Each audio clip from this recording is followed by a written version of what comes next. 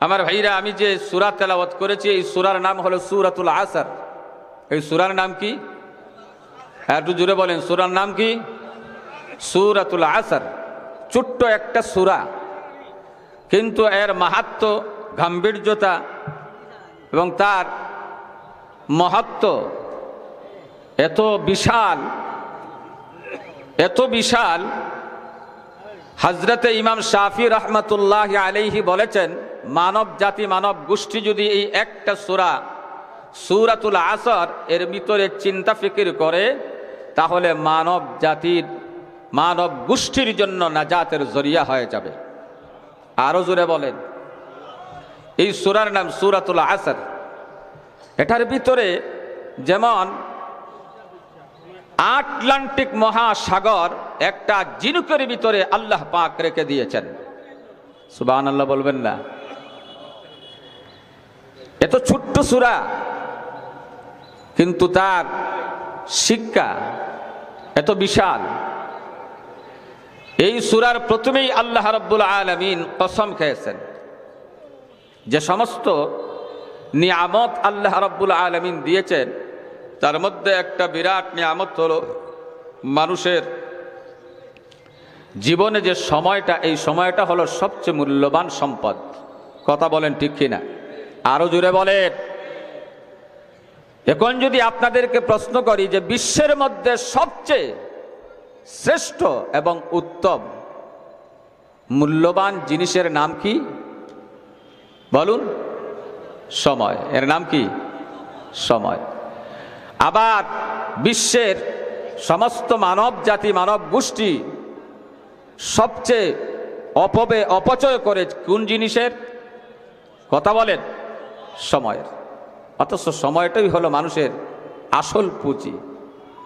এজন্য এই সময়টা সঠিকভাবে, সঠিক সময় যদি কাজে লাগাতে পারি, জীবন সফল। আর না হয় এই জীবনটা বিফল। কে বলেছেন? কে বলেছেন? আল্লাহ পাক। প্রথমেই আল্লাহ পাক কসম খেয়েছেন। আল্লাহ পাক বলেন ওয়াল আসর, সময়ের কসম, যুগের শপথ, ইতিহাসের শপথ। আল্লাহ পাক বলেন ওয়াল আসর, সময়ের কসম, যুগের শপথ।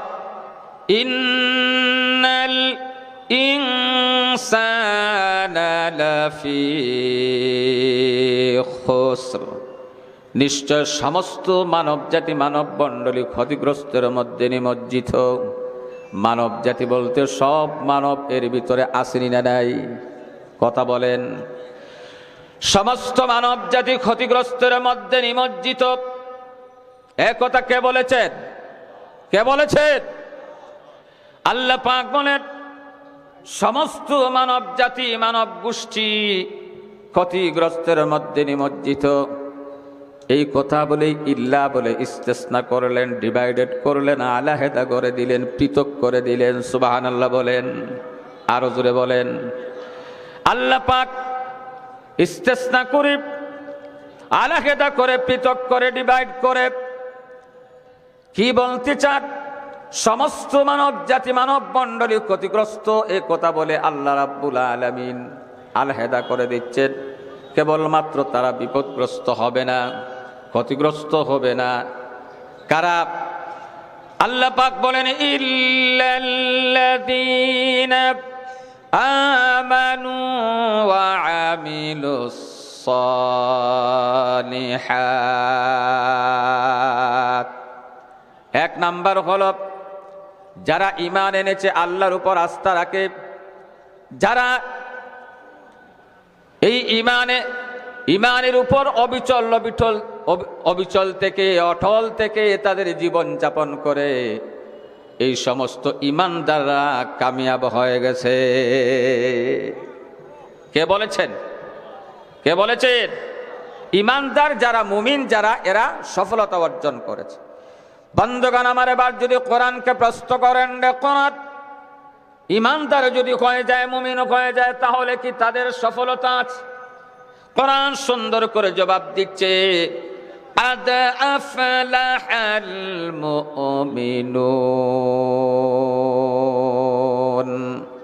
অবশ্যই নিশ্চয়ই যারা মুমিন ঈমান এনেছে, আল্লাহর উপর আস্থা রাখে, পরকাল বিশ্বাস করে, ওই মুমিন ঈমানদাররা সফলকামী হয়েছে। সফলতা কার হাতে? আরো জোরে বলেন, কার হাতে? এক নাম্বার হলো ঈমানদার মুমিন হওয়া। দুই নাম্বার হলো ওয়ামিলুস সালিহাত, ঈমান আনার পরে বসে থাকে নাই। ঈমানের দাবি কি? ঈমানের চাহিদা কি? ঈমান আপনার আমার কাছে কি চায়? ঈমানের সেই দাবি নিয়ে নেক আমলের মধ্যে যারা নেক আমল করে, দুই নাম্বার এই নেককার বান্দা বান্দি তারা সফলতা অর্জন করেছে, বিপদ থেকে মুক্তি পেয়েছে। শুধু নিজে আমল করলে হবে না, নিজে আমল করলে হবে না। আল্লাহ পাক বলেন ওয়া তাওয়াসাউ বিল হক, সৎ কাজের আদেশ দিতে হবে, অসৎ কাজ থেকে মানুষকে ফিরায় রাখতে হবে। এটা নির্দেশ কার? আরো জোরে বলেন, কার? তাওয়াসি বিল হক, সৎ কাজের আদেশ দাও, অসৎ কাজ থেকে মানুষকে ফিরিয়ে রাখো। কোরআনের দিকে মানুষকে আহ্বান করো, আল্লাহর দিকে মানুষকে দাওয়াত দাও, কোরআনের দিকে দাওয়াত দাও। নির্দেশ কার? নির্দেশ কার? কোরআনের জীবনে আপনার আমার, কোরআনের শিক্ষায় আপনার আমার জীবন গঠন করতে হবে। কে বলেছেন? এই কোরআনের দাওয়াত দিতে যাইয়া, এই কোরআনের শিক্ষা দিতে যাইয়া, ওয়াজ মাহফিল তাফসির মাহফিল করতে যাইয়া, দিন বুঝাতে যাইয়া, দিনের দাওয়াত দিতে যাইয়া, ঝড় তুফান সাইক্লোন টর্নেডো অনেক বিপদ আপদ মুসিবত সামনে আসবে, পরিস্থিতির শিকার হতে হবে। কথা বলেন, কথা বলেন। তাহলে কি করতে হবে? 4 নাম্বার ওয়াতাওয়াসাউ বিস-সাবর, ধৈর্য অবলম্বন করতে হবে। এই 4 দল মানুষ আল্লাহ পাক বলেন আমি বিপদ থেকে মুক্তি দান করে দিলাম। বিপদ থেকে মুক্তি দিলাম। বিপদ থেকে কে দিলেন? কে দিলেন? মুক্তি কে দিয়েছে? আমেরিকা দিছে, ভারতে দিছে, সরকার দিছে। কে দিয়েছেন? আল্লাহ পাক বলেন এই 4 দলের ভিতরে এই 4টা গুণ যদি তোমাদের ভিতরে থাকে, তাহলে আমি আল্লাহ তোমাদেরকে বিপদ থেকে মুক্তি দিয়ে দেব। আসুন এবার সূরার প্রথমে আল্লাহ পাক সময়ের কসম কেন খাইলেন? সময়ের কসম, এই সময়টা হলো মানুষের সবচেয়ে বড় মূল্যবান সম্পদ। এই সময়ের ভিতরে মানুষের উঠা বসা, চলা ফেরা, খাওয়া দাওয়া, বিয়ে শাদী, ব্যবসা বাণিজ্য, চাকরি নাকরি, যাবতীয় যা কিছু আছে এই সময়ের ভিতরে না বাইরা? আপনাদের বাইরা মনে হয়। আরো জোরে বলেন, ওয়াবে কসমিয়া ওয়া লাস, সময়ের কসম, যুগের শপথ। সময় কাকে বলে? জীবন কাকে বলে? কয়েকটা শ্বাস প্রশ্বাসের সমষ্টির নাম হলো আপনার আমার জীবন। কথা বলেন না কেন?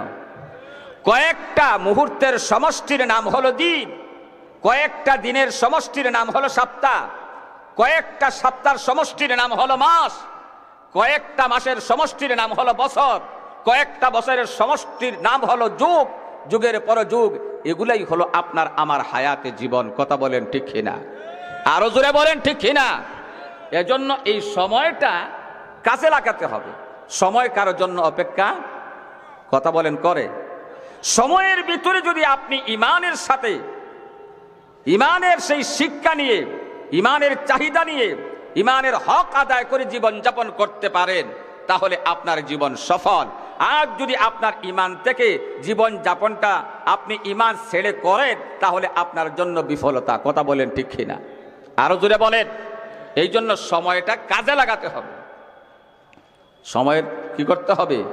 মূল্যায়ন করতে হবে। সময়কে যদি মূল্যায়ন করেন, এই সময় আপনাকে মূল্য দেবে। আর যদি সময়কে আপনি মূল্যায়ন না করেন, তাহলে একদিন এই সময় আপনাকে অপমান করবে। কথা বলেন না আমার ভাইরা? এজন্য কবি বলেন জামানা বএকা হাল রাখাতা নেহি, গয়া ওয়াক্ত পীর হাত আতা নেহি।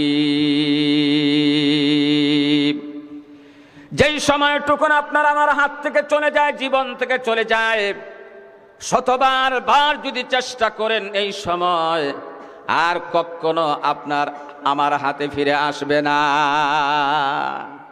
কথা বলেন। আমার বন্ধুগণ, বৃদ্ধ বাবারা যারা আছেন, এই বৃদ্ধ বাবারা সকালবেলা যদি 5 কেজি আঙ্গুর, আপেল, বেদানা, ভিটামিন এগুলা খান আর বিকেল বেলা আরেক 5 কেজি খান, তাহলে আপনারা বলেন যৌবনকাল কি ফিরে আসবে?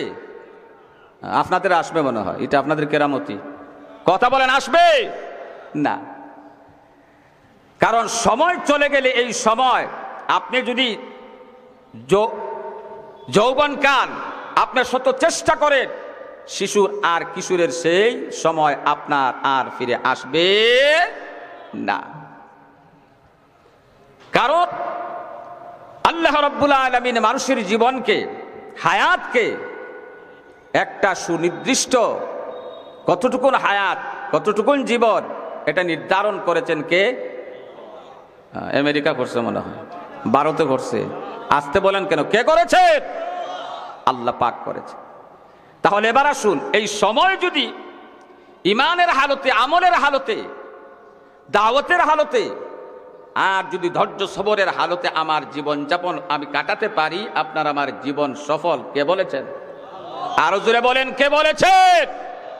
আল্লাহ পাক বলেছে। এবার আসুন, ইমান আনলেই তো জাহান্নাম থেকে, বিপদ থেকে মুক্তি পেয়ে গেলাম। বলুন, কে বলেছেন? আল্লাহ পাক বলেছে। আল্লাহর নবী, বিশ্ব নবী মুহাম্মদুর রাসূলুল্লাহ সাল্লাল্লাহু আলাইহি ওয়াসাল্লাম বলেছেন, বুখারী শরীফের হাদিস, মান ক্বালা লা ইলাহা ইল্লাল্লাহ ফাদাখালাল জান্নাহ, যে ব্যক্তি কলেমা পড়ে নিয়েছে সে জান্নাতের মেহমান হয়ে গিয়েছে। দাখালা মাজির সেগা, আলিম উলামারা বলতেছেন, অর্থাৎ কলেমা পড়েছে সে জান্নাতে দাখিল হয়ে গেছে, জান্নাতে প্রবেশ করে নিয়েছে। সুবহানাল্লাহ বলেন। তাহলে কি আর বিপদ আছে? বলেন, বিপদ আছে? নাই। কলেমা পড়লেই জান্নাতে চলে গেল, তাহলে আবার নেক আমল করে লাভ কি? নেক আমলের কথা কেন বললেন? ইল্লাল্লাযীনা আমানু ওয়া আমিলুস সালিহাত কেন বললেন? ঈমান আনার পরেই যখন আমি মুক্তি পেয়ে গেলাম, জান্নাতি হয়ে গেলাম, জান্নাতে ঢুকে গেলাম, তাহলে তো আর কোনো চিন্তা নাই। কথা বলেন। তাহলে আবার নেক আমলের প্রয়োজন কি? এই সূরা বুঝতে হলে 3টা প্রশ্ন আপনাদের সামনে রাখতে চাই। কয়টা? কয়টা? নাম্বার 1, ঈমান আনলেই যদি বিপদ থেকে মুক্তি পাওয়া যায়, জান্নাতে যাওয়া যায়, তাহলে আবার নেক আমল করে লাভ কি? এই ইসলামের শিক্ষা নিয়ে এত ব্যস্ততা কি? ওয়াজ মাহফিল নিয়ে এত ব্যস্ততা কি?